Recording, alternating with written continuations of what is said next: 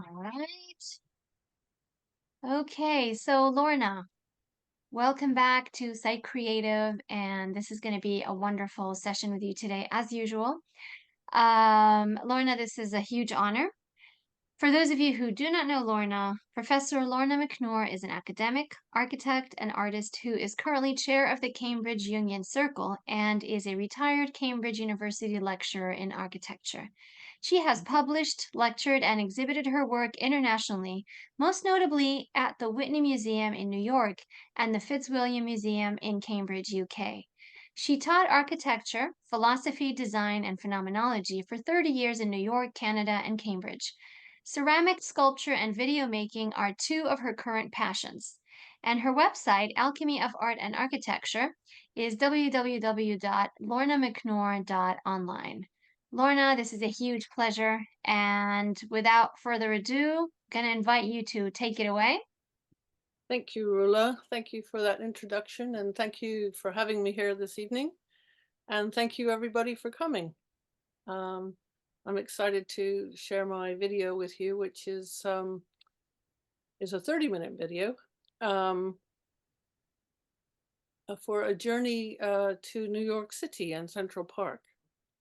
So I think probably, without further ado, we'll just share the video with you, and then we can talk all about it afterwards. Let's share screen.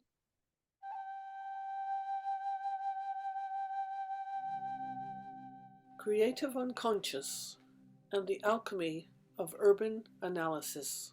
This is a story of Central Park City and Mannahatta.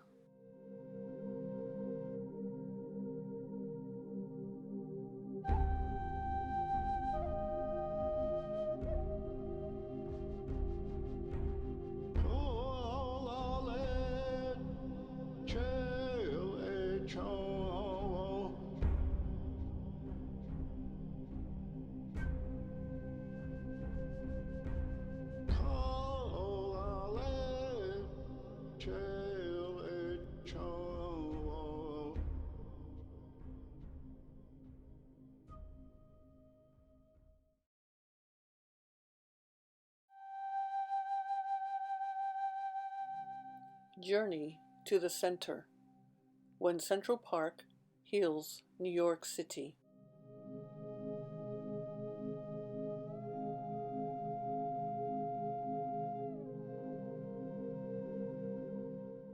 The rich journey of this island city is symbolic of one's journey to self.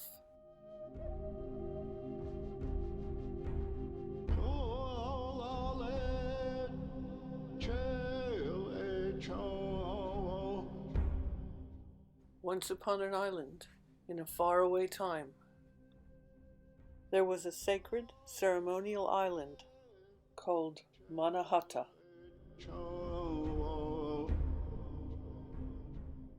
Lovingly tended by the Manhattan Lenape Tribe for over 1,000 years, living and working with deep respect for the land, nature's cycles, and in harmony with the seasons.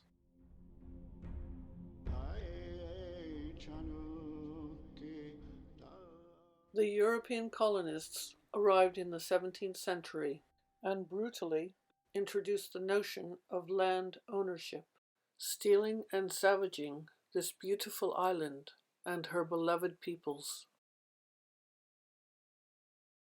This 1776 map shows us the body of the island, the contours, with beautiful hills, valleys, streams, ponds, and woods of Mother Earth. An island where the rivers meet the sea. She was gridded with machine-minded efficiency.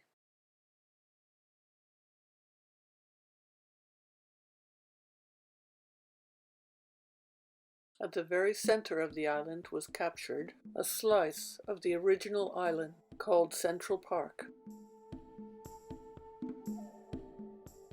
What is it like to live in an intensely gridded urban island, completely surrounded by a moat of water. For those who don't understand not loving New York, I can explain it in one sentence. It's one thing to visit a circus, and it's quite another to live in a circus. New York can be as exhilarating as it can be excruciating.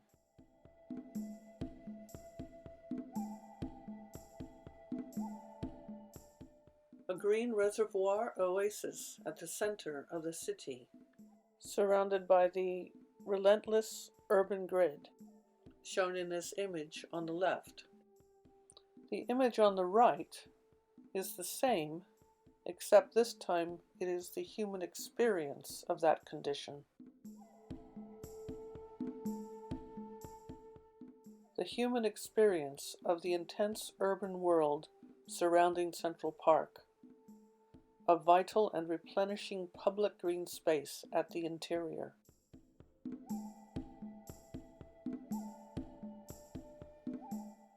Ironically, most New Yorkers turn inward to the center of the city to get away from it all, closer to self.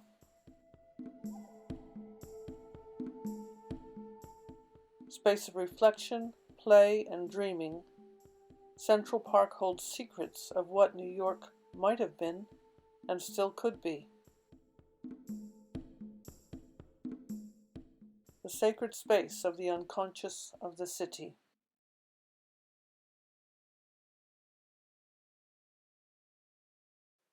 Nesting islands at the heart centers.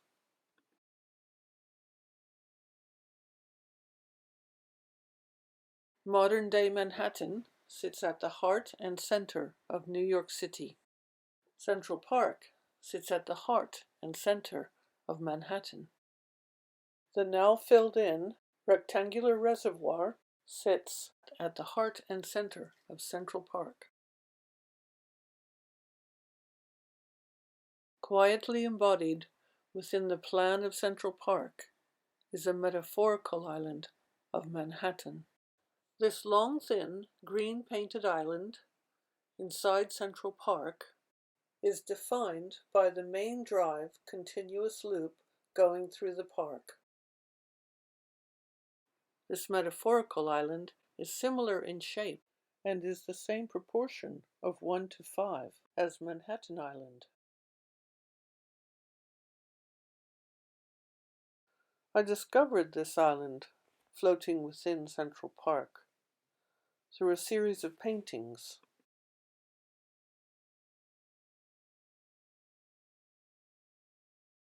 In this painting, I am showing only the main drive and the crosstown roads. I began to see sort of a long and thin shape floating in the park, like an island with bridges connecting to it. I began to explore more precisely this island within Central Park. So this time it's a black line ink plan of Central Park showing precise detail of all paths and roads. Have you ever wondered what Manhattan might have looked like if it wasn't gridded? The designer of Central Park, Frederick Law Olmsted, was disdainful of the gridding of the city, and he therefore might have been imagining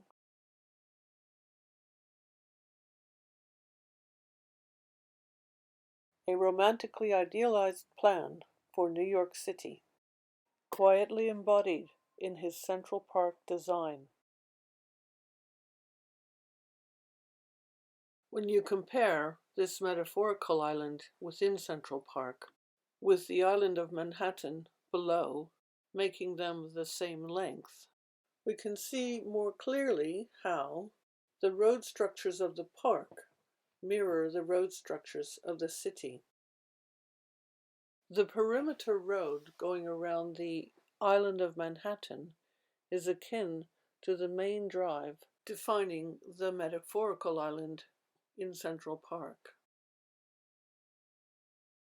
The vertical red lines in this drawing show the crosstown streets, both in the city as well as through the park, both serving the same purpose of getting traffic quickly across town. The crosstown streets segment each island similarly both in the city and in the park, offering yet another parallel between the two. Let's look now at how ever more parallels might play out on the stage of the city.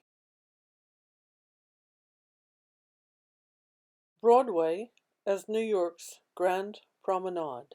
Let's look now at some parallels, mirroring, and metaphors between New York City's Broadway and Central Park's Grand Promenade. Remembering that Broadway in New York City is synonymous with theater, and that promenading is about urban theatricality of seeing and being seen, socially, politically, and otherwise. This is one of many aspects of theater of the city. The diagonal black line in the lower drawing of Manhattan is the Bowery and Broadway. In the top drawing of Central Park, the Grand Promenade physically stops at Bethesda Fountain, but visually continues on to Belvedere Castle that sits at the southwest corner of the rectangular reservoir. You can also see that Broadway pauses at the southwest corner of the rectangle of Central Park. Broadway and the Grand Promenade parallel each other, closely allied to due north, the sacred way up the island of Mannahatta. Broadway was formed from a natural condition, a soft lime streak that became a Native American trail. The long-time historic route of Broadway was respectfully included in the Manhattan grid. It is also interesting to see how the reservoir above and Central Park below also line up. Well, we've already seen that when you make the metaphorical island of Manhattan the same size as the literal island of Manhattan, the two rectangular spaces at the center of each island line up. We've also seen how Broadway and the Grand Promenade parallel each other, both literally and metaphorically, and can now see in this drawing how they both have the same starting point on their respective islands. Let's have a look at superimposing these two islands over each other to view the synchronicities.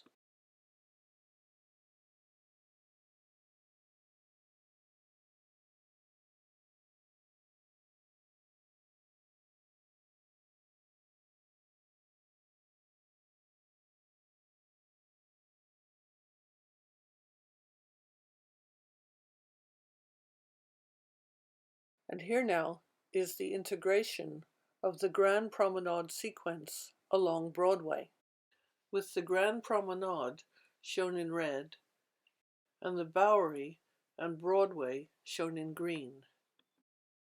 I might surprise you in saying that it's possible that Olmsted did not consciously design Central Park to this level of detail. Here, I believe that the conscious and unconscious mind, as well as the collective and creative unconscious, were working together simultaneously.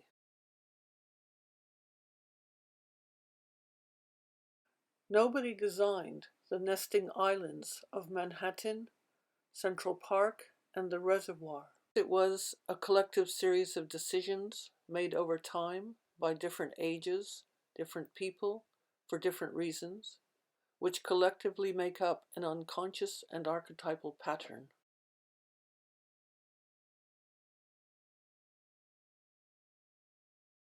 Frederick Law Olmsted may well have tapped into this spirit of creativity in his design of Central Park. These current Central Park discoveries may be a continuation of this same spirit of synchronicity. In the collective and creative unconscious, this black ink plan of the core of Central Park looks strangely similar to a city plan. Could this possibly be Olmsted's vision of a romantically idealized plan for what New York could have been?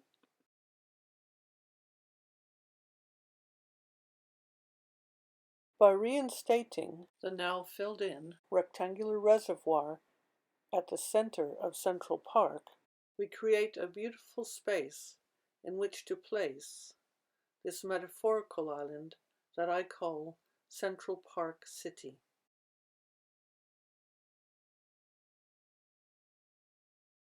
Here is the plan of Central Park City placed within the reinstated reservoir of Central Park.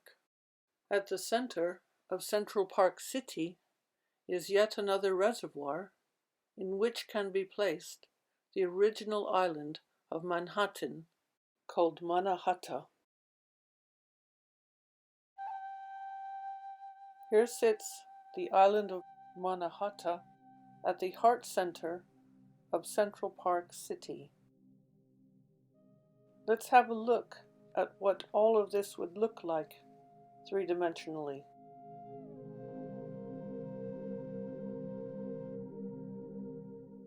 The 1930s aerial photo helps us to see this. Totally by chance and synchronistically, I discovered this extraordinary photograph showing the filling in of the reservoir, just at the point where the fill-in was a long, thin island in the center.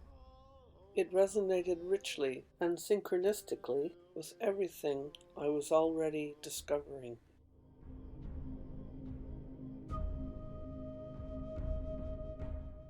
Placed within the reservoir is the Central Park City Island.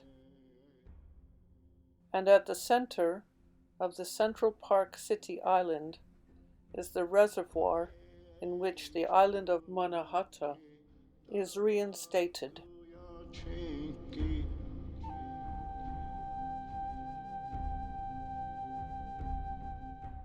This once sacred island of Mannahatta would be planted with the seeds of the original island. It would be a sacred space at the very heart center of Manhattan for pause and reflection.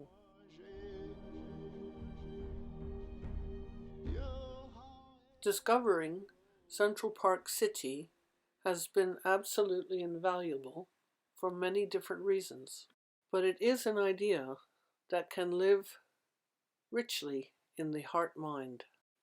It does not actually need to be built.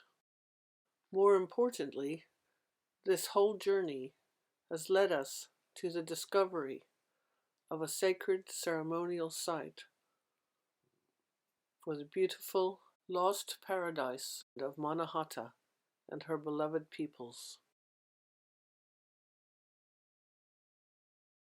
Mannahatta, at the very center and still point of New York City, a sacred place of remembrance for the island of Mannahatta and her beloved peoples, a memorial to the Manhattan Lenape Tribe and all tribal nations. This infinitely inward journey symbolically embodies the journey to the center of self, finding the still point within, the golden light of one's heart center, the beautiful, sacred, ceremonial island within.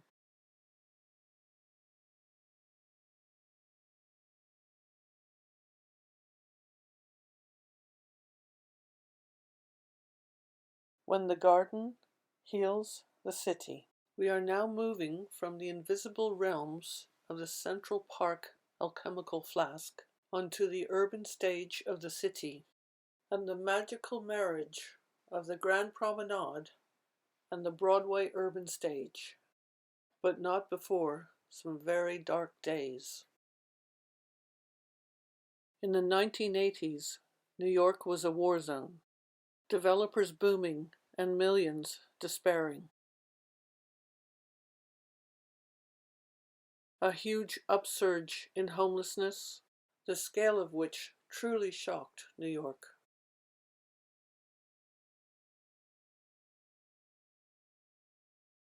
Unemployment, loss of earnings, homelessness. People selling whatever they can just to stay alive.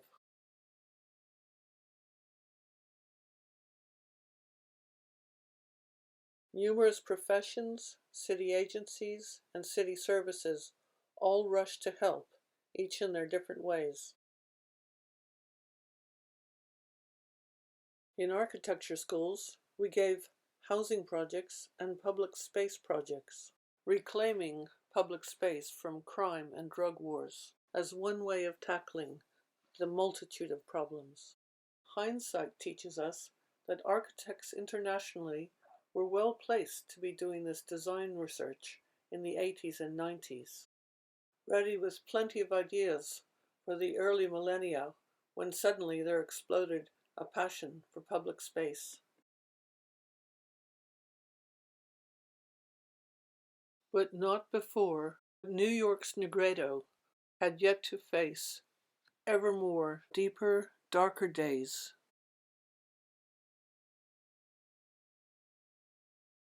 The World Trade Center disaster brought the city to its knees, to ground zero. The total shock and collective city-wide grief was hugely overwhelming. It brought people out into public space together, sharing grief together, opening hearts and minds, reminding them of the human value of public space.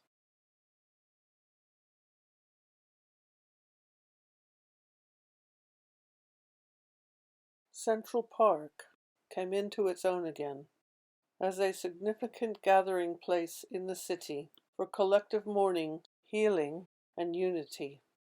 With death comes times of deep inner reflection, enabling new perspectives to arise in their own time. During these dark days, something began stirring. From these embers, Phoenix was rising.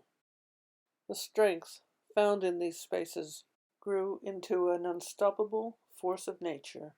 After the total shock of 9/11 that was palpable in New York City for 3 to 4 years afterwards, Phoenix began rising in the form of a passionate movement for public space.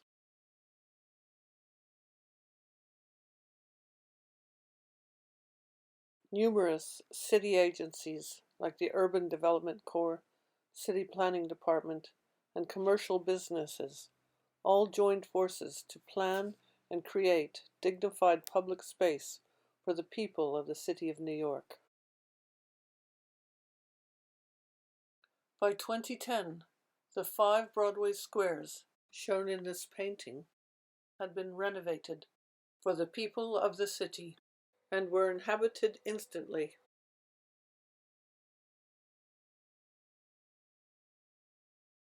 Union Square had been a significant place of mourning for New Yorkers.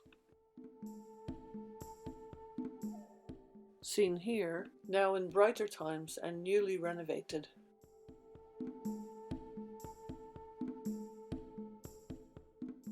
And Madison Square, at 23rd Street and Broadway, neighbor to the famous Flatiron Building. Cafe tables and chairs have taken over where traffic once ruled.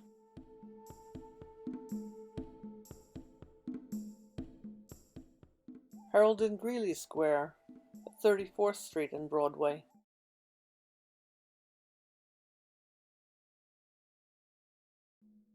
with traffic barred and cafe tables installed. Here we are at Times Square, 42nd Street and Broadway.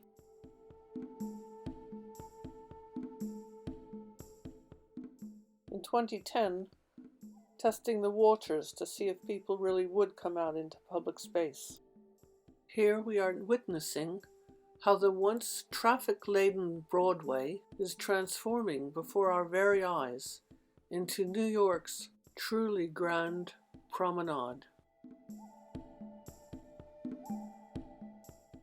And here we are at Columbus Circle, 59th Street and Broadway. The once massive traffic circle has been reduced down to 4 lanes, and a garden created at the center that is amazingly popular.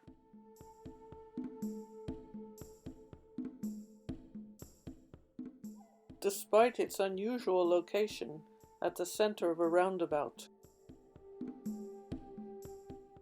Here we have a place for New Yorkers and visitors to pause and reflect.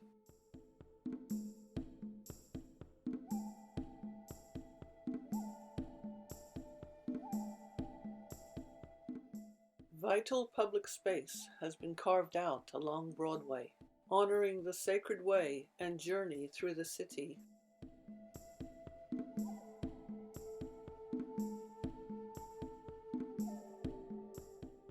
The body and soul of the city, the beauty in the beast.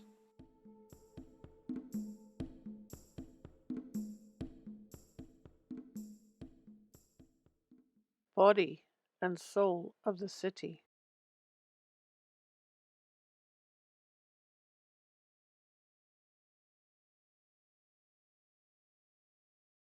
Central Park as womb of the city.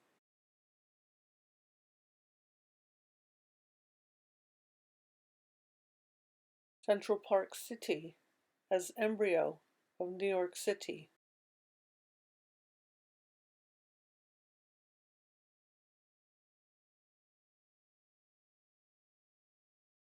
Once upon a planet.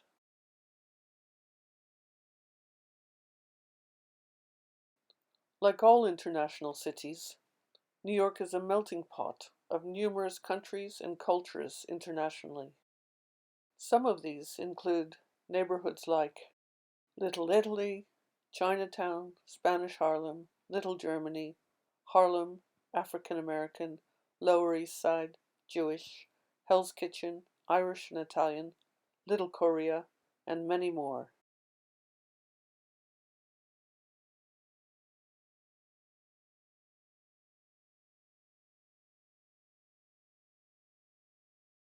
Representing communities and cultures from numerous countries internationally, New York has also been perceived as a microcosm of the world.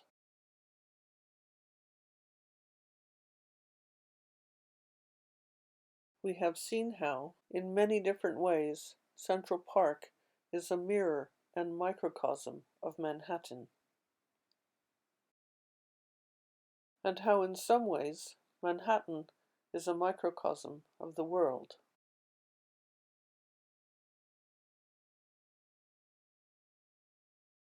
So many different countries of the world represented in New York City.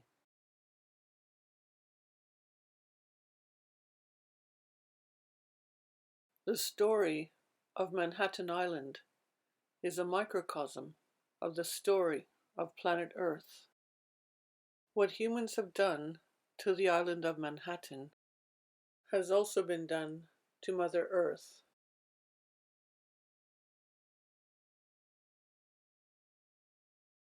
The worldwide scale of colonization now threatens the entire existence of planet Earth, who has been equally gridded and trodden.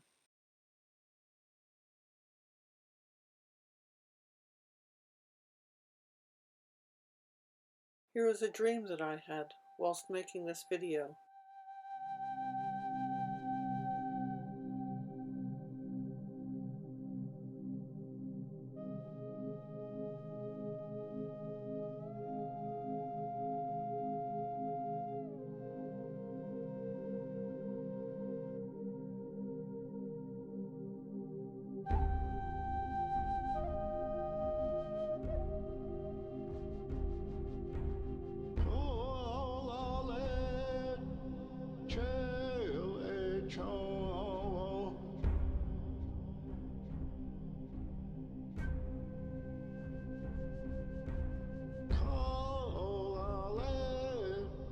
I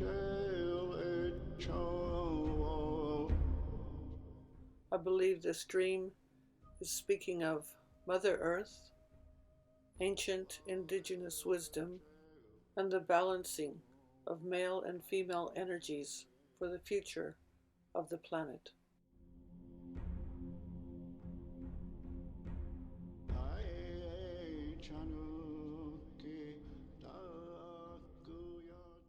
If the totally gridded island of Manhattan can not only survive, but also learn and change, and hear messages from the artificial nature landscape of Central Park in the 21st century, then possibly there is hope for the rest of the planet that is equally caged, trapped, and trodden, and in desperate need of hearing and learning from nature. Perhaps there may still be hope.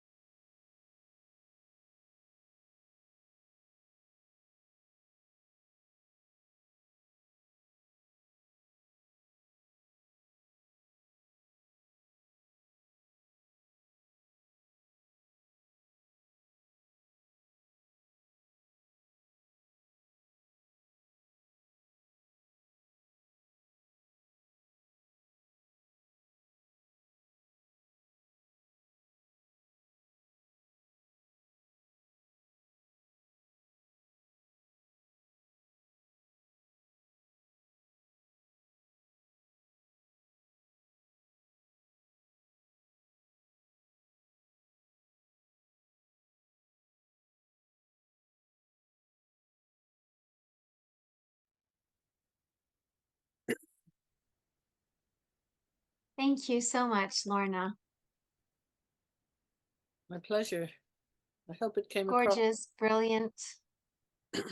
And I'm going to open the floor now for questions. So if anyone has a question, please feel free to just jump in, or you might want to use the raise hand button.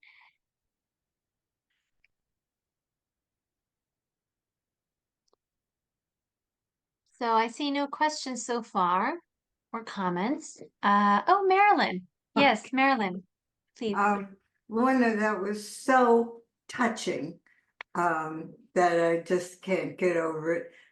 No small part of it was the pace of your narration so that we could absorb it as you were speaking. And I just noticed that was a wonderful thing. wouldn't know where to begin, how many beautiful parts of this happened. I would love to watch it again at various points. I do have probably 100 questions, but one is, it seemed to me, or was there the implication that 9/11 was the beginning of the Phoenix Rising, and would the Phoenix have risen if 9/11 didn't happen, is my question. No, I do not think so. You could never have um, persuaded New Yorkers that they needed a grand promenade on Broadway and to get rid of those cars, etc. If not for um, you know, the total shock and otherworldly experience of Yeah. the whole situation, and the collective mourning experienced for 3 to 4 years afterwards, and shock and city, just yeah, people often, like when there's a blackout in New York, that's the time when people most come together. So it's a bad situation, but people find that they connect with each other better, and especially so after 9/11. That you had the city agencies, the numerous different business corporations clubbing together, the city traffic planning, etc. All of those different groups joining together, cooperating with each other to make it happen was absolutely extraordinary. It was as extraordinary as 9/11 itself. It was just the other side of the coin. Hmm. Hmm. Mm. That's my Thank feeling. you, Lorna. Thank you. And thank you for the question, Marilyn. I also see Teresa's hand up. Lorna, hi. I've seen your video 2 or 3 times now, and I have to say that either I had softened up and could see deeper into it, but it's really it's a profound presentation. And um, I would love to hear more about what brought you to even looking there, and seeing that. But two things really struck me this time that I didn't see before, and that was the overlay of the Statue of Liberty. Mm. I thought, wow, what an amazing capture that is, It you was. know.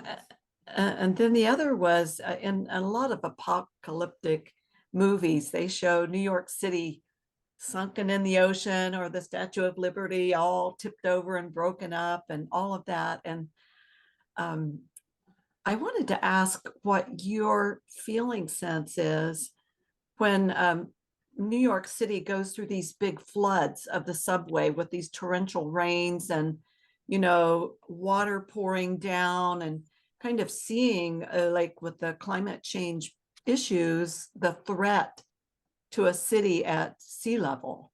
So I'd just be interested in your thoughts on that.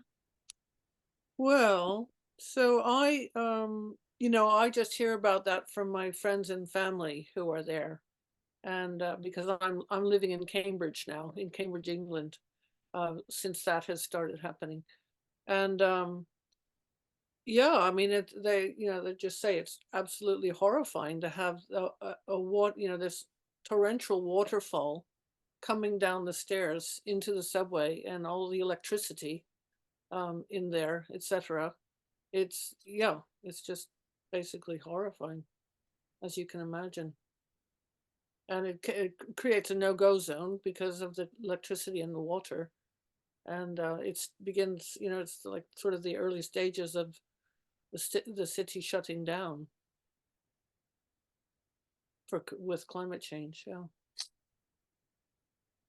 And yeah, because it hasn't totally taken over, and because you sometimes have, like sort of windswept streets with water sort of ankle deep, uh, with 50-mile-per-hour winds, it's still, um, what's the word I'm looking for?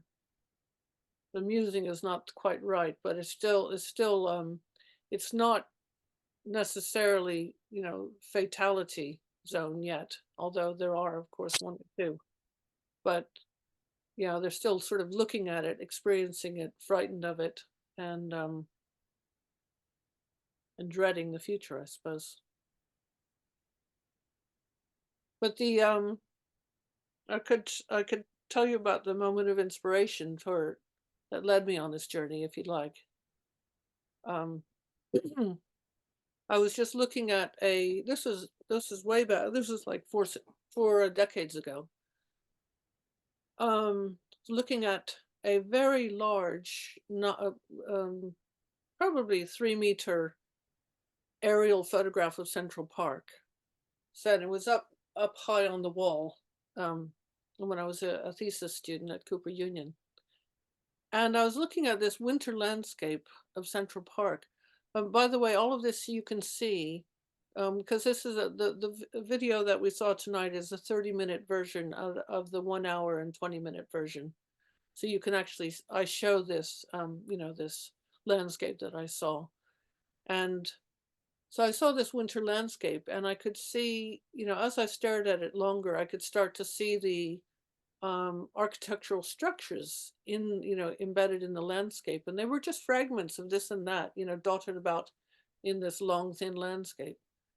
And it's begun to I just became really excited because to me it looked like I was looking at an aerial photograph of Hadrian's Villa or Rome, or in which there was it looked to me like the ruins of a lost city, and I got just really excited.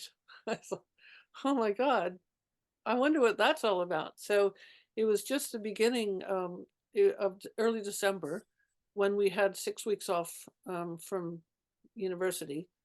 And I just went home and got a lot of plans and started doing all these paintings and I didn't know what I was looking for. And I just enjoyed the process of just looking and finding and seeing whatever arises. And eventually that island began floating in the middle. And then I began to realize that, the proportions were the same. And hey, there's the Grand Promenade and there's Broadway and they're both parallel. And, every a lot of different little things started ticking. So it's really been a process of, that was in the early days, but the making of the various models and like a model of Manhattan and a model of Central Park and all the different, sort of images that you saw. I've been quietly just building through the years, through the decades. And I thought last year a couple of years ago, I was asked to give a presentation on this project. And it started turning into a retrospective, and I hadn't realized it was going to do that. And it just turned into sort of like, oh, I've got all these images and models and this and that, etc., through the decades, and I just began to put them together into this journey. So it all just keeps unfolding. Now it's turned into a video. We'll see where it goes next. Thank you. Thank you so much, Lorna. And thank you, Teresa, for the question. I see Ray and then Renee and Gottfried, Shannon, and Jade. Wow, Lorna. Okay, here All we go. right, so we'll start with Ray. Lorna, thank you very much. I'm absolutely speechless, incredibly moved, and I just have to say that this one of the most incredible films that I've ever seen. I lived Wow. right outside New York City for 61 years, 25 miles from Central Park. I taught in a high school 10 miles from Central Park where we could see the smoke rising from 9/11 from our school. Right. And, You spoke about the 80s.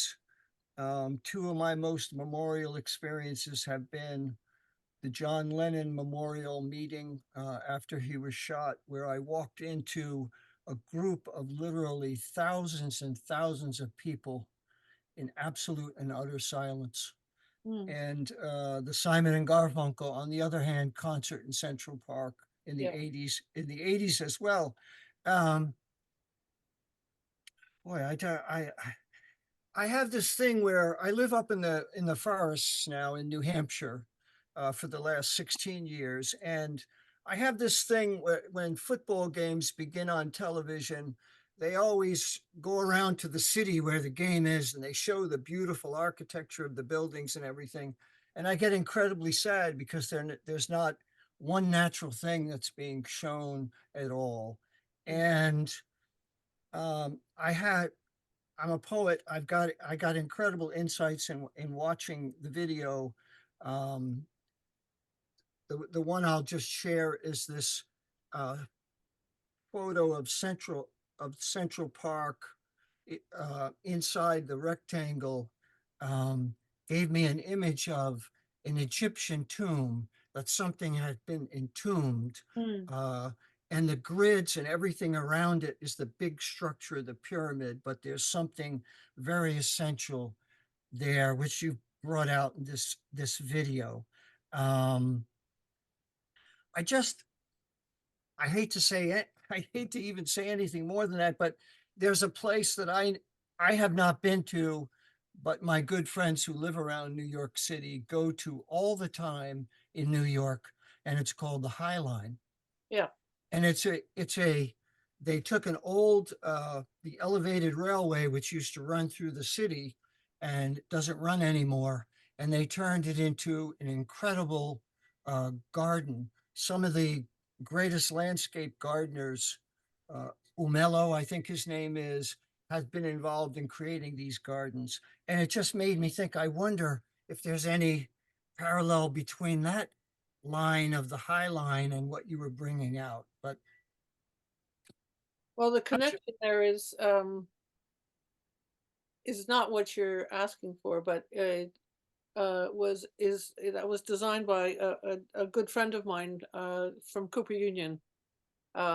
We were there at the same time, Liz Diller Diller and Schifidio, and she was well known for brilliance. She was always coming up with amazing projects, and so I wasn't surprised to find that that was Liz's project. Yeah, it's a wonderful, wonderful thing. And yeah, at Cooper, we were often doing things like that, but not realizing them, as student projects. It was wonderful to see her, take that through to fruition. thank you so much. Yeah, I'll have a look Thank at you, that. Ray. Thank you, Ray. Thank you, Lorna. Renee, you're next. Hey there, sorry, I was on mute. But what a fantastic presentation. And I just love the resonance that you highlighted really with the Jungian archetypes. Such a thought-provoking lens through which to view our relationship with the environment. And two, I think, the way the presentation prompts us to consider how these primal landscapes continue to influence all of our consciousness, collective consciousness. Just a question. I wondered, if you think the integration of Jungian psychology with architectural analysis could inform future planning and design projects, just in terms of creating spaces that resonate more with people on both the conscious and unconscious levels. Absolutely. Do you think there's space in the education side of courses? Well, yeah, I mean, there are actually. That is the sort of education that we had at Cooper Union. And even at Cambridge University, when I was teaching there, I was extremely fortunate to, throughout my life, to be working with colleagues at different universities who were, Jung was actually always present, Uh-huh. Oh, and his name was always coming up, and looking at, or basically working with architecture metaphorically, symbolically, and in its depths, and phenomenologically and philosophically. So fantastic. I've just been really, looking back, I just feel really um, grateful that I've been, whatever university I was in as a student or as a colleague, throughout my time. It's always been with people who are looking at architecture in that way. So, yeah. Let's hope for opening that rigid structure that you talk about, the gated in aspect of a city. Hope for the future of planning, perhaps in a different way. Yeah. Yes. So, to be honest, that way of thinking, has emanated a lot from Cambridge University, from Cooper, from Carleton University, and many other universities too, and UCL and London, various different architecture school departments, Nice. London, and yeah, it is finding its way into the actual fabric of the city. I mean, that's kind of how it happened with Broadway. I had published an article of a bunch of projects that my students had done on Broadway, and just looking at Central Park and Broadway and Manhattan in these ways. That was published in '92, and I was just told in the early millennia that that had been used as given to every generation of architects Oh, uh, wow. at Columbia University, which is right in the middle of Manhattan. So those people graduating, some of them would have gone into city planning, to various different development um, offices, etc. And I'm sure that with them, with their consciousness, had also had a part in to play in the Broadway development as well. Amazing. Thank you very much. Gottfried. Thank you. Thank you, Renee and Lorna. Thank you. Gottfried, hello. Lorna, thank you ever so much for your presentation. It felt absolutely magical, and I was just thinking, as if, I mean, for me, you opened a whole new world in terms of the architecture and the city planning, and that's absolutely wonderful. I was just thinking that your answer to the first question, which was, would this magical transformation have happened without the 9/11 event? And I think you smiled and spontaneously shook your head and said no.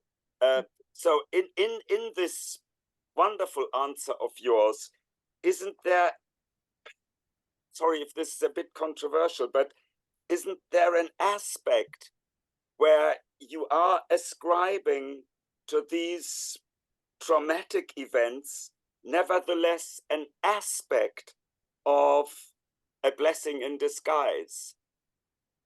I would think. And I'm thinking in this context of the German classical poet Goethe, in his play Faust. He has a devil there, and the devil very beautifully and meaningfully says, ich bin ein Teil der Kraft, die stets das Böse will und doch das Gute schafft. I'm a part of that power which always wants evil, but nevertheless ends up creating the good. And at the very end, you speak of, also when you show the world map, the colonialization of the world, should there not be a mention in this context also of what in part provoked these traumatic attacks and why they happened? And is there a link between the American natives sadly genocided, suppressed, and, for instance, the Arab world, where the context where the attacks came from? Absolutely. I think they're all that would more bring the opposites together in terms of a union. yeah, yeah, yeah. I do go into that more fully in the long one. Aha, yeah. Definitely, I look at different groups of peoples who've been stolen from their homelands and homelands that have been stolen from them, and etc. I think, to Gottfried, all the different levels of what you've just asked and said, they're all true. Thank you. Thank They you all very much. they all exist simultaneously, Yes. and many, many more, in between everything that you just said. That's what alchemy is about. Yeah, yeah. And I think death is, as we all know, is followed by rebirth in alchemy and everything else. But simply just going, to a funeral, and death is a very sobering experience. And when there's a funeral, especially of someone who really, really mattered to you, basically you drop everything. Whatever you had planned is no longer necessary. You just go. And that's what death does. It just stops you in your tracks. You rethink, you reflect, and you go inside yourself and you mourn, and eventually other things begin arising. So that's the way of the world, isn't it? I'm most grateful for your response. Thank you ever so much. Blessings to you. Thank you. Thank you very much, too. Thank you for your lovely questions, all of you. Thank you, Lorna and Gottfried. Lorna, we have Shannon and Jade, so I will ask Shannon to speak first. Hello, Shannon. Hello.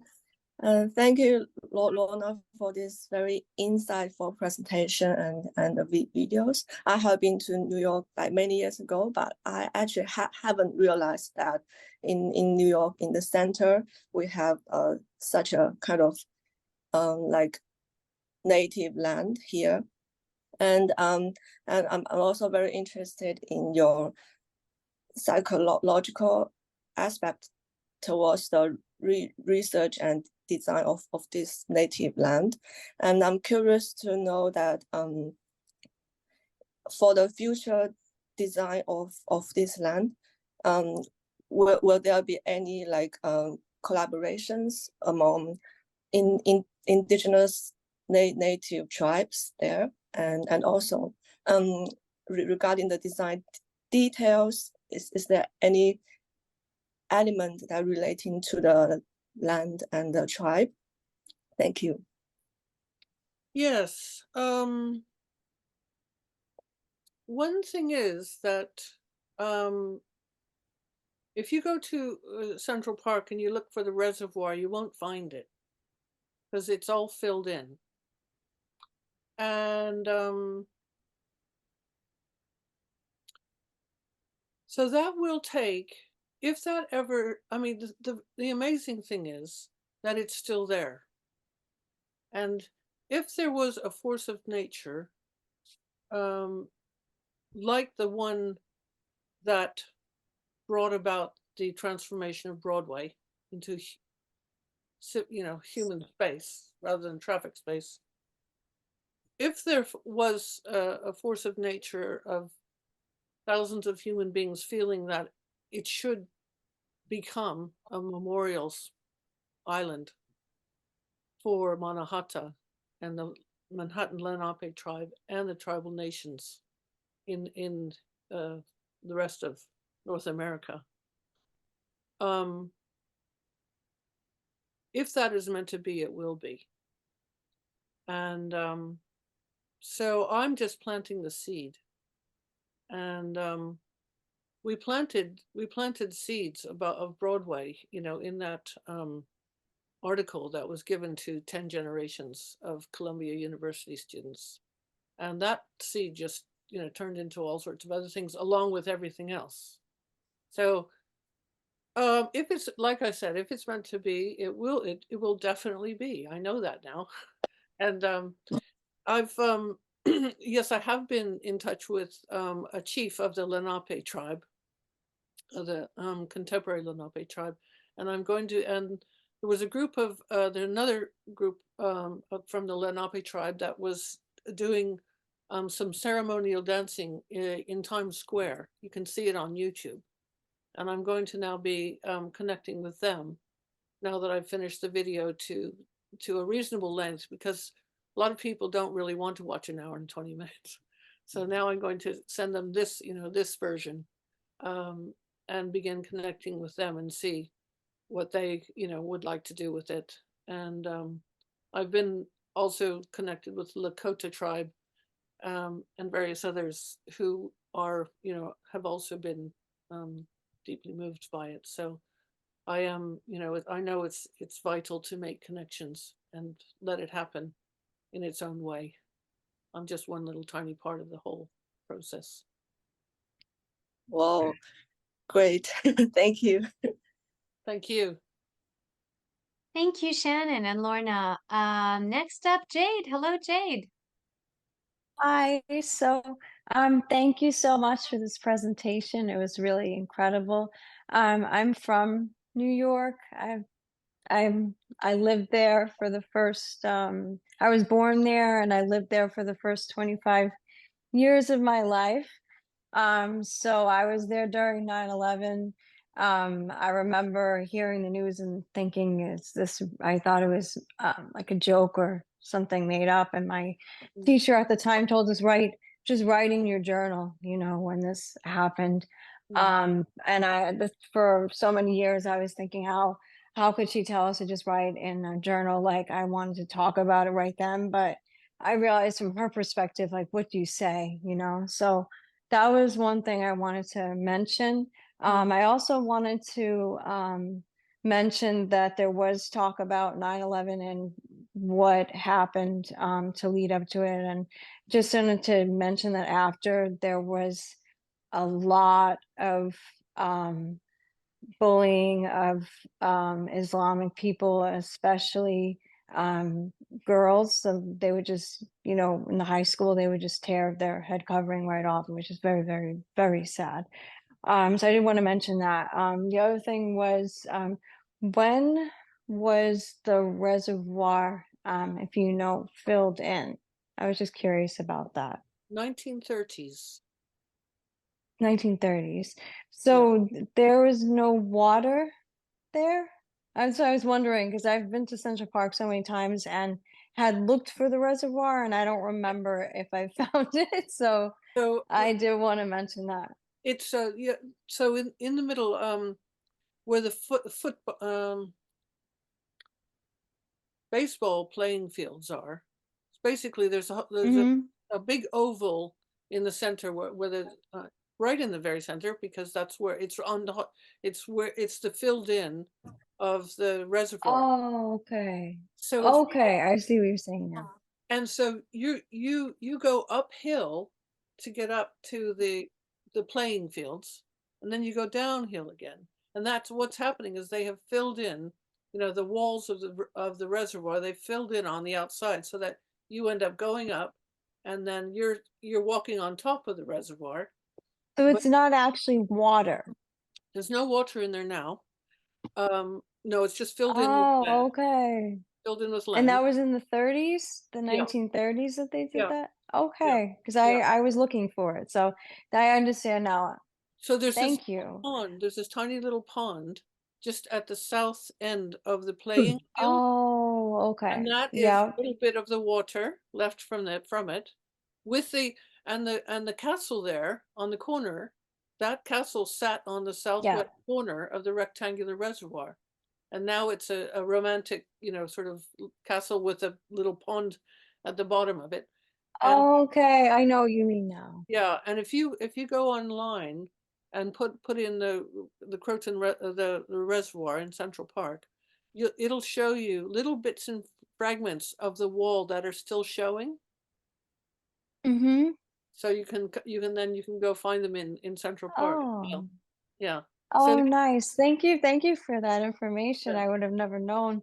I also wanted to ask, because I live in Massachusetts now, and I wanted to ask, I had been told when I had told someone that I lived in New York, um, and they told me that William Homestead is his name, yeah, is the for um, that he had designed parks in Massachusetts too. Is that true? I'm not yeah, sure. yes, It yeah, is? Oh, definitely. and was Frederick it the Law same? Do you know? I'm sorry, I'm interrupting you. Go continue. Frederick Law Olmsted, Olmst. Oh, okay. Olmsted. Yeah, Okay. if you go online, you can see all the different parks that he's designed in the U.S. in And Chicago. do you know if there's similar inspirations for the ones in that he's designed or Well, I have not gone into any of his other designs as deeply as that.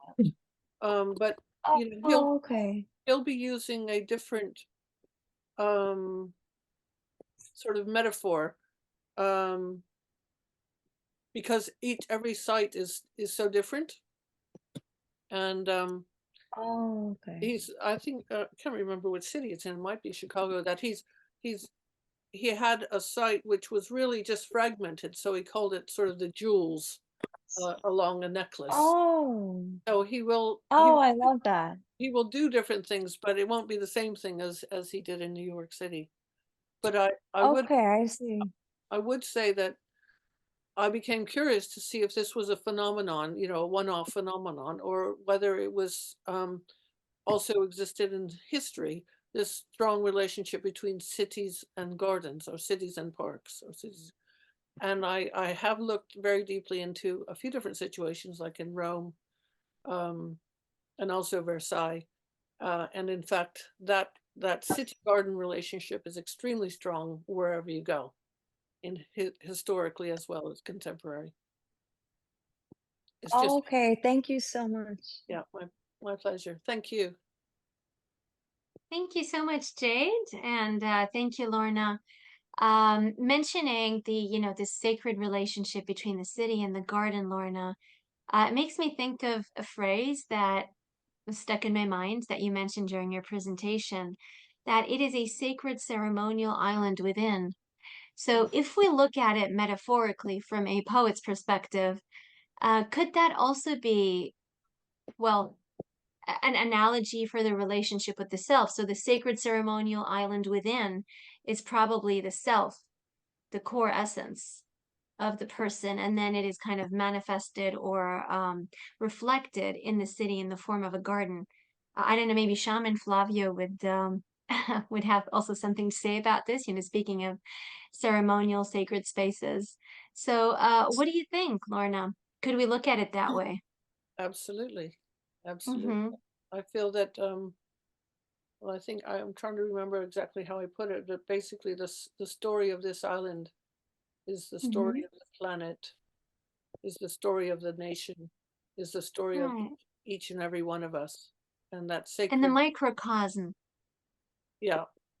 Mm-hmm. And and the journey um, to that sacred ceremonial island is, as you say, symbolically parallel Mm-hmm. to the journey to the center of self, Mm-hmm. in ourselves, or in the island, or on the planet. Mm-hmm. You're Mm-hmm. absolutely right. Yeah. I just want to say, I mean, this was beautiful poetry. This presentation, it was very poetic in every way that you look at it. And it touched us also poetically. It just has, it works on us in many different ways. And however you look at it, however you feel it, it's very touching and very profound and just gorgeous. I'm Thank so you for glad. sharing it with us, Lorna. My, I'm but wondering whether Ray has something to say, Ray, because your hand went back up again. So maybe you've got Oh, something else to I say am before we so take the break. Is that okay if I speak again? Is that, you can hear me? Yeah, we can hear Yeah. you. Sure. Um, Lorna said, I'm just planting the seed. And I had written something down here, and all this relating to what Rula just said. I felt the same way, self and ego. Um, Yeats, just about the same time they were filling in that reservoir, Yeats wrote the lines, the center cannot hold, mere anarchy is Yes. loosed upon the Oh my world. God. And I often think, when I go to Central Park, what if this wasn't preserved? What if Central Park wasn't there? There's so much greed and development. You know, it could have just kept coming and impinging. But the miracle is that it is there. That somehow, and what I wrote down was, Central Park may be that seed that saves us. You know, it's there's something there's something good about us that's holding off, and we can expand from that seed. yes, and it took huge political battles to preserve it, because of course there were plenty of developers and politicians who wanted to just gobble it up, and it is a miracle that it was preserved. Um, was a thought there, but yes, so yeah, it's both an incredible political achievement as well as a miracle at the same time, basically, and thank God. Oh, I know what it was. But one of the arguments they had was that the city, some of the city fathers were saying, if you don't have a space in the center, or green space of a monumental scale for this city, they're going to run riot. They're going to go crazy. The city is going to explode or implode. You cannot provide a city like as intense as this without giving them somewhere to go. So I mean, that was what enabled Central Park to be. When the cities, some of the big cities in America during the last recession were just falling apart, they started to actually knock down like every other house and start to create more space around. It was like a reversal, Yeah, and I just there's hope in all of that. There's hope in all that. there is. Yeah, and one of the amazing things that I found in Central Park in New York City, when there during that, when there was that first upsurge of a lot of homelessness, um, gardens began Yes, popping up, because I mean, and you think people are, at their last straw, they're sleeping in boxes, in the street, etc. But they're making gardens, and some of the gardens are not green gardens; they're teddy bear gardens, or just found object gardens. And some of them are, these sort of empty lots that were just derelict and nobody doing anything with. People and various little, self-seeded trees start growing, and then people start bringing benches in and doing things with rocks and bricks and bits and old pieces of this and that, and turn it into gardens. And then they start getting protective of them when the city wants to come in and knock it down and build something, and then they start rising up and saying, no, this is our garden, you can't do that. But when people are at their last straw and you think there's no further down than they can go, then they start making gardens. It was just this extraordinary, sort of turnaround. very, very Zen-like. When things become empty, then Yeah, that's when the creativity comes in. yeah. Beautiful, beautiful. I want to mention a synchronicity happening here. Lorna, you probably noticed because we had a conference this weekend when Lorna was also part of the task force and one of our plenary speakers. Yeats, and especially that specific verse, Ray, that you mentioned, the center cannot hold, was mentioned at least 3, 4 times. So there is definitely a very powerful archetypal movement, and there's a strong correlation between your presentation, Lorna, and this specific verse. I mean, Raymond just mentioned it randomly now. Yeah, It was mentioned in so many presentations yeah. this week, and also the poem that I chose to read at the very end of the conference had this specific verse. So something is definitely going on here.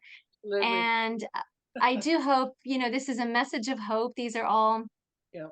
lots of great vibes, especially with the whole image of the phoenix rising that you also brought up, Lorna, and the beautiful story of this sacred ceremonial island within.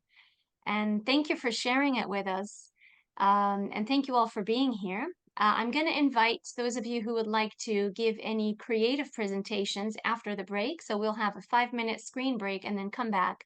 So if you have a poem to read or any other really short 5-minute presentation of visual images or other creative works, then feel free to jump in during the open mic in the second section.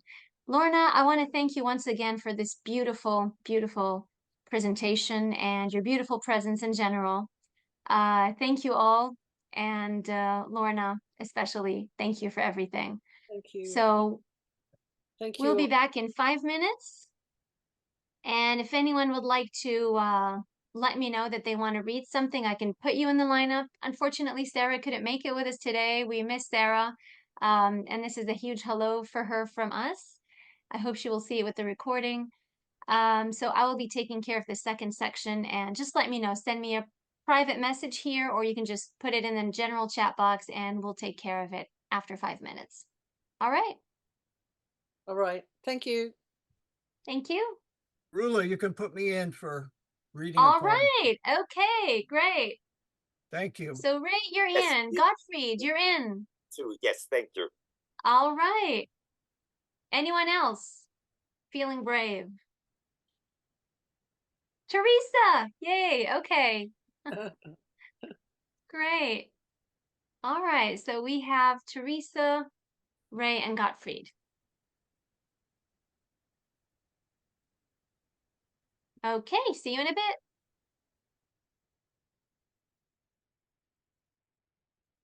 Okay.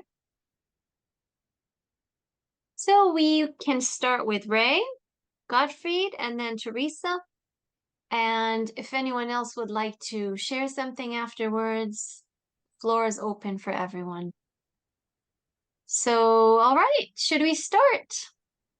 Ray, are you ready? Ready to go. All right. Okay. Usually I don't like to give any context for the poems. I just like to read, but I'm afraid these two might need a little context. So I've That's been okay. taking I've been taking classes from the Harry Center in Italy on uh, scientific theories of consciousness, and Hmm. I give it extra thanks to Lorna today after I've been listening to cognitive scientists for 3 weekends to hear this most refreshing turn into a much more creative space. But so I'll just read this little thing. I've been reading and taking classes on theories of consciousness. No one really knows what consciousness is or how it arises. For most of us, we know it exists. We don't even think about it. There are many theories, but two prevailing views. The scientific view is that consciousness is an accidental and random and emergent property of matter and mind. Consciousness evolves mostly in advanced mammals. In this view, it's characterized by self-reflexivity, the ability to reflect upon oneself. The other view is the more esoteric one, and that's the view that I take, which is that posits that consciousness is primary and foundational, and that mind, matter, and cosmos have evolved not accidentally from original consciousness. So these two poems come out of that. They're a little bit far out there. So I just, and the first one is called Conundrum of Consciousness, and it's a play on words of the Zen koan, Koan. Conundrum is something that's difficult to understand, so I Conundrum of Consciousness. And it's a response, I think, to the materialist scientific views. Where is that place within the whale from whence the ocean arises? Did the sky emerge from the flap of the wings of the hummingbird? If flowers have no intentions, where did they learn to create seeds? How could a spider weave a web without an imagination? Can hydrogen and oxygen alone give birth to morning rain? How can you possibly vanish if you move at the speed of light? Was love also some random act like a rainbow after a storm? Swim with the whales underwater, then rise to the surface and breathe. Well, that one's a little bit out there. The next one's called The Gift of Immortality. Once you had not even one thought. You could not remember your name. You never considered an ought. You were without desire or fame. You were suspended in a sea before you had taken a breath. You had no conception of me. Consciousness was nothing but breath. You began then your quest within a mother who gave you your life, devoid of original sin, without meaninglessness or strife. Once you were not even yet born. Once you were not even conceived. Once you had never been forlorn, yet still something had been received.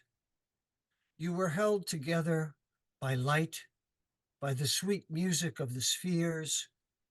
With eyes closed, you still had your sight. You were joyful and without fears. Now you wake in the night and cry, left alone with a deep despair. And all you can do is ask why that wholeness is no longer there. Yet something was given to you long ago in that ancient sea. When you move beyond and break through, that vast is all you will see, yet you will remain and still be.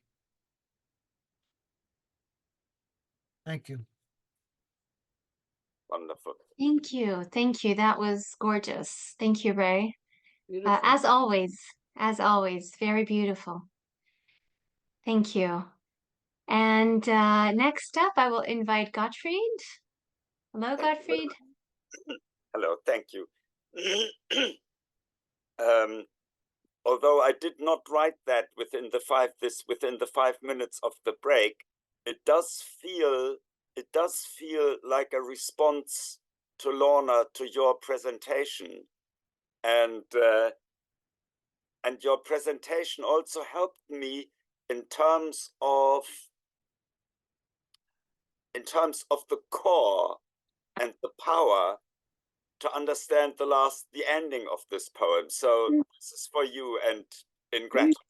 Oh, sorry. Yeah, it was very beautiful poem. And the first one too, I think equally. They're powerful. So this is called, and this is for you, Crystal Cathedral. an endless vault of deepest velvet black reaching heavenward. You can more sense than see the arches. When with your eyes you try to penetrate the darkness, your gaze gets lost, as in the velveteen infinity of utter night. There is no curve the eye could follow, no reflection to behold, a vortex into nothingness, just void and a sensed experience of endless flights, of vaulted arches stretching upwards towards unseen stars into the dead of night. Within this dream cathedral, rising from the ground, held in the very center of the nave, another ship, its size the body of a stranded whale. An utterly enchanting vision, the hull shaped in an elongated form by black rocks piled shoulder high. From within, these crystals broke the surface eternities ago, and they subtly glow. Crystals the size of man and taller, and larger in circumference than I could possibly embrace within the circle of my outstretched arms. Materialized eternity that started, as we all did, from a drop of liquid. Yet these here literally took a vast eternity to grow. Time turned into matter over countless millennia of many millions of years. Accumulated power radiates from them. It almost seems that it is possible to hear a steady waterfall of cosmic rays cascading from them in a constant stream from an eternal source that's inexhaustible. Hush. Not a whisper, just a breathless awe as from this mirage, glowing steadily, without a flicker in the void, somehow, there is no voice that speaks. These words emerge as if in a dream, soundlessly entering my mind, one by one. If you want to succeed, you have to be the skeleton of the Diamond Age. Wow. Wow, Gottfried, that was amazing. Have I time for another? Yes. Yeah. Yes. Uh-huh. This is about another island in the Inner Hebrides on the west coast of Scotland, the holy island of Iona. The poem is called Island Night, Holy Night. Night has settled down now, has descended, curled up like a huge black cat, laid itself around the island, touching tip of nose to end of tail. The white mares of stormy waves keep galloping ashore, spending themselves crashing over yonder ragged rocks, unseen now as they have melted into darkness's black fur.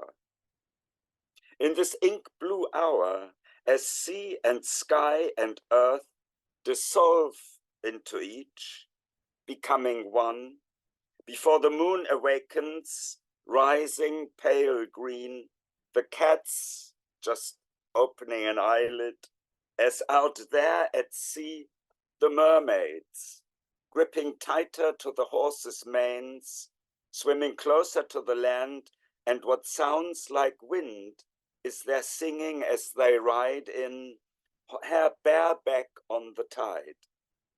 For just an hour after midnight, they can walk on sand. Will they visit me again, hurrying through mists and rain, showering me with jewels they collected from the depths, sparkling through my dreams, guarding me from nightmares as I am nestling warmly in the gentle big cat's paws. Time stops during sleep, as our planet turning rolls along its velvet path in a wide elliptic curve around the sun, itself a tiny droplet of the Milky Way, spilt as the cat was drinking, nourished by the goddess's breast. Thank you. Wow, equally gorgeous. Thank you so much. Thank you very much. Very beautiful. And those are recent poems, Gottfried, right? It's the first time I hear them. Yeah. Mhm. Well, they're wonderful. And I would now like to ask Teresa to read.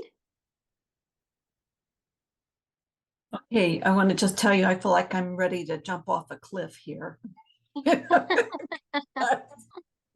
This is not a finished work. This is not a finished work. And I won't even know what format it is. I'm going to call it prose. But Okay. I've been working on a children's book, and the children's book came from a dream image. And I've been wrestling with how to capture it and simplify it enough for a child, because that's what it felt. Who should have this? So I captured it, but I knew that for a child, it had to be art. You know, it couldn't be a lot of words. It had to be art for a child. And I'm not an artist. So it's like, I just would stop. I would just get stymied and have to sit with it. So, but it got hold of me again, it got hold of me. So this is me wrestling with this whole, how do I bring this into form? It's called Lub Dub. Lub Dub. I was asleep in my bed on my side. Two loud sounds broke into my sleep. Lub Dub. Two loud sounds, if the sounds were black and white tall words. Lub Dub stood there making sure I heard. The sound didn't repeat, yet it stood there vibrating. Years later, I hear it still, penetrating. It called me to know it, to meet it and get acquainted. Heartbeat, drum beat, the sound out of the void. Lub Dub soaked in me day after day as we learned about each other. I knew its primal sound as the beginnings of life in the womb, so quiet, so quick, impossible to hear without great magnification. The sound within the organized chaos of the embryo becoming a fetus. In the moment of searching, hope and desire are high for finding that sound, that particular sound. Lub Dub, Lub Dub, Lub Dub, Lub Dub. Within a speck of creation, the tiny, delicate beating heart, carrying the potential of new life. Most of the time, maybe always, no one hears that first Lub Dub. Yet, like the conductor of an orchestra that has waved their wand in the air, establishing the rhythm, no sound, yet preparation. Lub Dub, Lub Dub, Lub Dub, Lub Dub. The miracle moment of the opening notes of the unfolding story through music, the embryo lives. Its tiny, delicate heart singing, a song of life and hope and potential. As the big black and white lettered sound of Lub Dub settled into its being, heard and recognized, it became the hidden sound within the fetus. I saw the rapid bending and folding and growing of this new being held within the mother-to-be. For some reason, I walked away for days, months, even years, knowing the miracle unfolding, the loud noises outside keeping me away from the mystery. Lub Dub quietly and insistently called me back. The big strands of life and death began to clarify my lens. so I could see more clearly, and it shook loose the accumulating waxy stickiness of debris so I could hear again, calling me to tend this moment. I saw something about ancestors. I've been searching for imprints left by my grandparents that departed life while I was too young to ask. They hadn't spoken to me about their imprints. One had died long before I was born. History didn't record their voices for more than a moment, most so distant I can't even hear their names. They passed their blended beingness down the twisted strands, the meaning of their DNAs. I saw the strands of their DNA carrying the heartbeat, the lub-dub, the blending through life's longing to be born anew. Mathematics confronted me one day. The sun came out of the clouds and brilliantly shone on this fact. The sun had witnessed and made possible that each of us just 12 generations back have 4,094 ancestors that shared their DNA, blending and blending into the newness of you and me. The cosmos began to sing and dance, ancestors over hundreds of years of living experiences beating their heart drums. Lub-dub, lub-dub, lub-dub. This almost brings tears.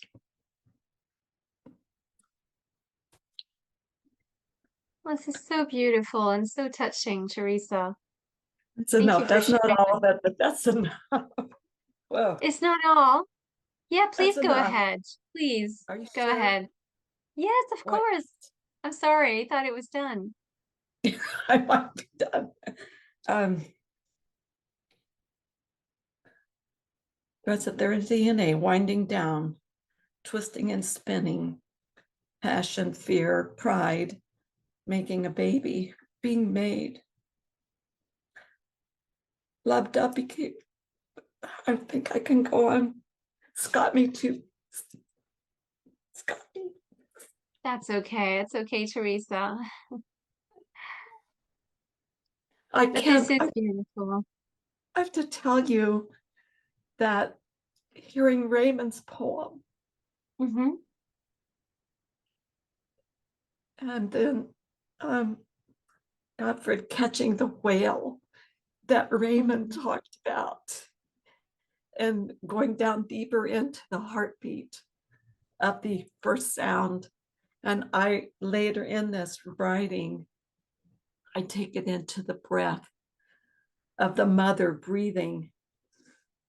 The hidden breath is hidden in the red blood cells even that circulate through that embryo, that fetal heart, that breath of the mother breathing in. And that's the hidden breath in everything.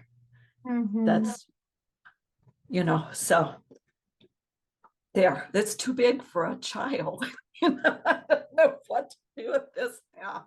I honestly don't know what to do, but I felt by reading it out loud to you that are here listening to it, maybe it would help me, help me find it, so I feel like I'm clay being worked on. So I mean, I've got to tell you, there's nothing more precious than the gift and the miracle of life. And you describe it so beautifully, so profoundly, and so movingly, Teresa. Yeah. And thank you for sharing it in this space. Thank you for receiving it. Thank you. you. You have something. Thank you for jumping into the abyss. Right. Thank you. Absolutely beautiful.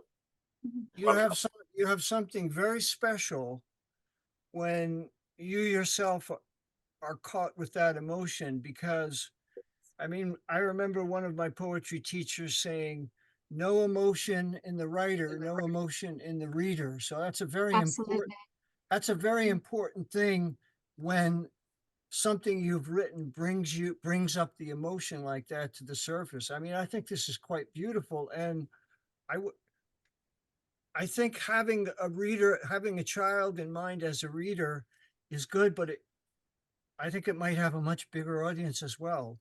I wouldn't change your focusing on the child. I just think it's incredible.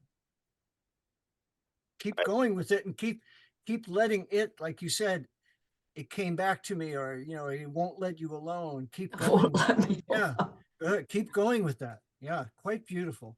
Oh, thank Absolutely, you. absolutely. Thank you. Thank you for your feedback. It's Sure. very valuable.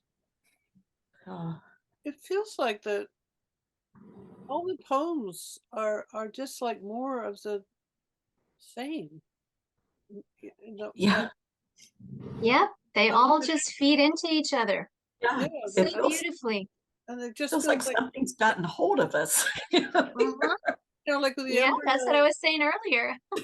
uh, or like the presentation and the poems. There, it feels like it's all the same huge, universal messages, but really Mhm. deeply in the dark and beautiful.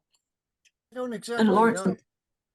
Don't exactly know exactly what Jung meant by a collective unconscious, but the fact that when you come and you read and you realize, oh my goodness, I had that one line in my poem about being in the mother, and then you read your piece, and then Godfrey. I mean, there's got to be something going on here beyond our individual pens. Yeah. Absolutely. Hmm. and Lorna, I was thinking when I saw your dimensional overlays of Manhattan, how you got down to the substrate, almost like when all the continents were one and they began to break apart, with the tectonic plates, it looks fragmented underneath that very base line. Yeah. And I thought, wow, that's like, that to me felt like the archetypal Okay. Yeah. source, like you were finding the source, Okay. that Right. underlying Yeah. tectonic plates of that whole part of creation. It was like it can't be created till it starts coming apart, Mm. when it's just a solid piece, and it's like that movement out Yeah. away is what I was experiencing when I saw it this time too. Okay. So maybe your presentation brought us into that deep. Hmm. Mm. I mean, I wasn't going to read. I had no plan, no plan. But I thought, I don't know, maybe I'll try it out. So um, maybe you really set the table for us in a Well, profound the way. Central Park is the embryo in the island, and you're going more deeply into that embryo, and then Gottfried, just the things that were coming up in your poem, the first poem, and then you spoke about Iona and that beautiful sacred island, and then and incredible things moments that you were capturing, Raymond. They're all so exquisite. The interesting thing is I keep bringing up with the computational scientists, and we're talking about consciousness. I keep bringing up the Native American notion of direction. They had 7 directions: north, south, east, west, the usual ones, above, below, and then within. Hmm. And even when the scientists are talking about consciousness as a spatial entity, um, they might even get onto one axis, two axis, three dimensions, three axes. But there's never a talk of a center. And any kind of a space, even if you go back to Plato's solids or whatever, there's always the center. And that's what the presentation really brought out to me today. Central Park, that's the center. It's there. It's there. It might be covered up. The reservoir might be covered up, but it's there. It's there. Yeah. They didn't destroy it, they just filled it in, so it's still there. Yeah. And I'll just say one other insight I had is, sometimes they link up earth, air, fire, water, and the reservoir water for me is always like imagination. And then Hmm. we're filling in the reservoir with dirt.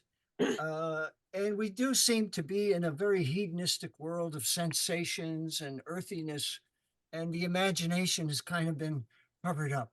So we have to unearth the reservoir. And we do. And we do. I guess that's That, that's what the writing is all about, you know. Yeah. Uh-huh. you know, the Mhm. chalice, I think of a chalice as that reservoir.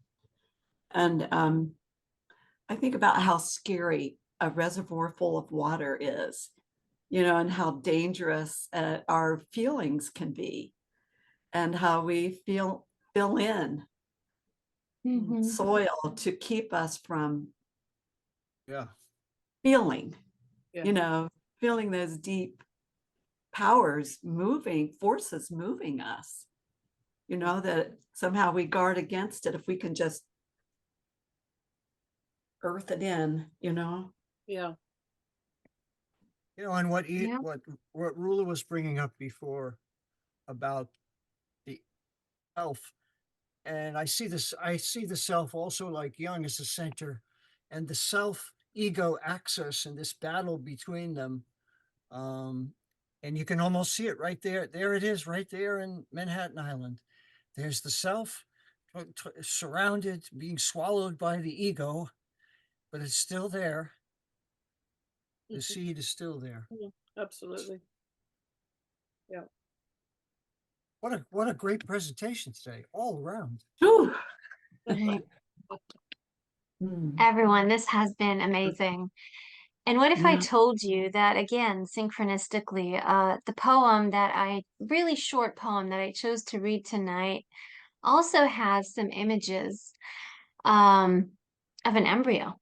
Again, something Teresa brings up, something Lorna brings up, and also something that feeds into both the poems of Gottfried and Raymond. The poem is very short. It is still a work in progress. I mean, I thought it was done, but my editor had a few comments. This is supposed to be in my new collection, and it Ah, is called Cruelty, but not as in meanness. There's a play on words here. Cruelty, the CREW, cruelty, which means embroidery. Oh, And Ah, so this is about being born again. huh. And of course, I love illusions, as many of you know, especially in mythology. So there is an allusion here to Shepesh, or the sun goddess. So, cruelty. I liked it better before the relapse into the womb. Roots curled their toes in soil, head facing Shepesh, a daily privilege of the cedar, whose needles embroider onto a mural tapestry. There is cruelty in the calligraphy of vines, stitching prayers in. The tree of life drops pulp, talismans, necklaces of stories and hanging gods. And that's it. It's a very small collage of images. And I thought, I wanted to share it in this lovely space today. Um, Especially that many of the images in it are kind of, bits and pieces of all of your presentations. And which is, wow. I mean, again, this has been another brilliant session with so many wonderful people that we would always love to see again and again and again. We have our next event, which is Indelible Evenings with Hedi Habra. Hedi, who is usually with us in Psychreative, but today she's not because she has another event, another poetry reading somewhere else. But we will have Hedi's event on the 12th of March, and she'll be reading from her new collection. So March 12th, if you want, save the date, same time, 7 p.m. All the information is on the website. It's a free event, of course. And then we have a poetry workshop with Sandra Faulkner. Well, the workshop is going to be a hybrid one, so it's going to be online, but Sandra is also going to be in London. So, and the workshop is about writing poems from your family stories. And everyone is most welcome to join. Also, the information is online. And of course, we have our Women Who Create conference, which Lorna will be participating in. And this one is going to be in Cambridge and also online on the 23rd and 24th. So looking forward to seeing you again. Our next Psychreative will be in April. We have not yet confirmed the speaker, the main speaker, but we will do so within a week or, plus or minus. So thank you again for being here. Thank you for your beautiful presence. Thank you for sharing your lovely vibes. And until we meet again, see you soon. Thank Bye-bye. you. Bye-bye. Bye. Bye. Thank you. Thank you, everyone, for the wonderful Thank you all. presentations. Thank you all. Thank you. Bye.